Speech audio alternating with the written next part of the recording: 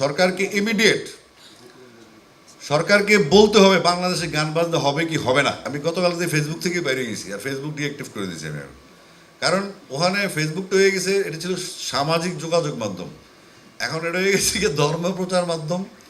এটা হয়ে গেছে গিয়ে মানে কি যে একটা আলামত অনলাইন অর্ডার, এটা ওইটা মানে ফেসবুক তার ফেসবুকের জায়গায় নাই। আর কোন নিউজ বিশ্বাস করবো, কোনটা সত্যি? আমার রিউমার স্ক্যানারে ফোন দিতে হবে 3 দিন, ভাই এটা তো আমি কই নেই। ওরা আবার স্ক্যানার দিয়ে ওইটা আমার ছাপতে হবে, আবার কি একটা চাকরি। তাই আমরা ফেসবুক আমরা বাদ দাও, আমি ফেসবুক থেকে গতকাল থেকে ডিঅ্যাক্টিভ করে দিয়েছি, হোয়াটসঅ্যাপে শুধু আছি।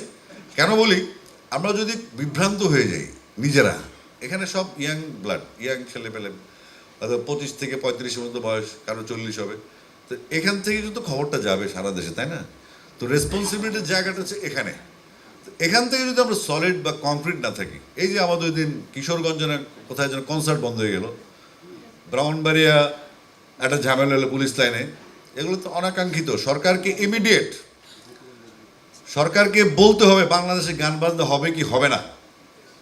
বাংলাদেশের সংবিধান কি বলে, নাহলে বাংলাদেশ সংবিধান ঢুকান যে নিষিদ্ধ, আমরা চলে যাই বিদেশে, অসুবিধা নেই। আমাদের শিল্পীরা তো গেছেই আগে, যায় নাই?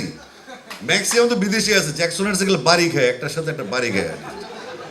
আপনি ভার্জিনিয়া গেলে শিল্পী একটা বাড়ি খায়, মানে মুশকিল আছে। তা এখন তো সব গেলে রইলাম আমি, এই কাপ কাপ করতে করতে আমার ক্যারিয়ার বরবাদ। না আমি না ঘরকা না ঘাটকা, কিন্তু আমি তো কথা বন্ধ রাখবো না, তাই না? এটা সম্ভব না।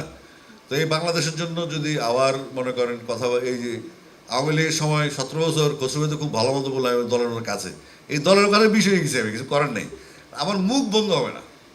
আমি সবসময় সত্যিটা বলবো, মানলে মানলেন, না মানলে দরকার নেই, আমি ওয়াক ওভার পেয়ে যাবো।